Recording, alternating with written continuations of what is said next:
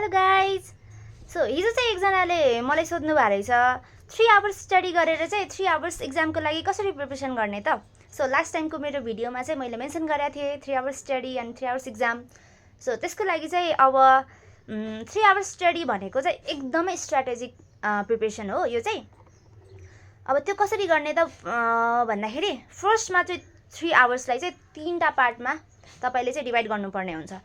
फर्स्टको 30 मिनट्सको काम चाहिँ के हो भन्दाखेरि सर र एकपटक सबै कन्टेन्ट हेर्ने, सर र कन्टेन्ट हेरिसकेपछि इम्पोर्टेन्ट कन्टेन्टहरू त्यसमा भएको टपिक्सहरूलाई सबैलाई एकपटक तपाईले आफ्नो क्लासमा पढेको प्रायर नलेजको बेसिसमा चाहिँ समराइज गर्ने एकपटक कि यो टपिकमा मैले यो पढाए हो, यो टपिक योको बारेमा रहेछ भन्ने कुरा चाहिँ दिमागमा आउनुपर्छ।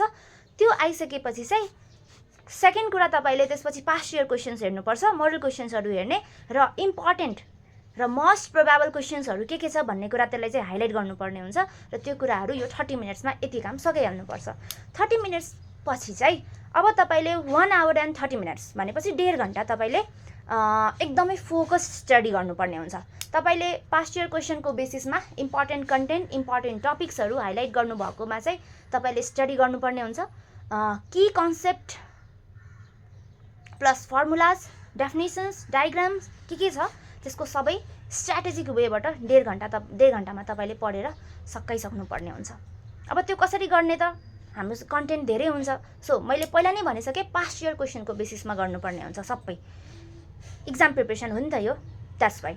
अब त्यो गरी 1 आवर एन्ड 30 मिनट्सको फोकस्ड स्टडी पश्चात तपाईले चाहिँ लास्टको 1 आवर अब बाँकी छ हामीसँग, त्यो 1 आवरमा चाहिँ तपाईले आफ्नो बुक्स र कपिज क्लोज गर्ने, त्यसपछि तपाईले पढेको कुरालाई चाहिँ रिकल गर्ने, त्यसलाई एक्टिभ रिकलिङ भनिन्छ। र लेख्ने, रिकल मात्र गरेर हैन, लेख्नु पनि पर्छ। अब तपाईले कपी खोल्ने, तपाईले रिकल गरेको कुराहरू तपाईको दिमागमा धेरै कुराहरू आउन सक्छ त्यति बेला रिकलिङको टाइममा, तर लेख्ने के त एकदमै सर्ट बुलेट पोइन्ट्समा लेख्नुपर्छ। टक टक टक टक टक टक तपाईले सबै कन्टेन्टहरूमा के तपाईले रिकल सम्झिन सक्नुहुन्छ, के तपाईले स्टडी गर्नुभयो तपाईले बुलेटमा लेख्न सक्नुहुन्छ, अथवा तपाईले एउटा डायग्राममा पनि लेख्न सक्नुहुन्छ, डायग्राम पनि बनाउन सक्नुहुन्छ, अथवा फिगर पनि बनाउन सक्नुहुन्छ। जसरी भए पनि यो सबैको आफ्नो आफ्नो वे हुन्छ पढ्ने, त्यो चाहिँ गर्न सक्नुहुन्छ। त्यो लास्ट आवरको स्टडी हुन्छ। अब त्यो लास्ट आवरमा चाहिँ यदि तपाईले केही कुरा बिर्सिसक्नु भएको छ भने त्यसको लागि तपाईले 10-15 मिनट अझै आफ्नो कपी खोलेर एगेन रिभाइज गरेर चाहिँ फेरि त्यसलाई लेख्न सक्नुहुन्छ। यदि सबै कुराहरू याद नै छ भने चाहिँ इट्स फाइन, द्याट्स ग्रेट हैन। अनि यसरी चाहिँ 3 आवर्स प्रिपरेसन गरेर चाहिँ you can prepare for your 3 hours exam, जुन चाहिँ मैले गरेको छु। यो चाहिँ मेरो टेक्निक हो, सबैको आफ्नो आफ्नो टेक्निक हुन्छ। यदि तपाईको पनि केही टेक्निक छ भने प्लिज सेयर। अनि एकजनाले त अझै मलाई के पनि भन्नुभएको थियो, मैले त 1 घण्टामै प्रिपरेसन गर्छु भन्नुभएको थियो, एन्ड द्याट्स भेरी इन्ट्रेस्टिङ।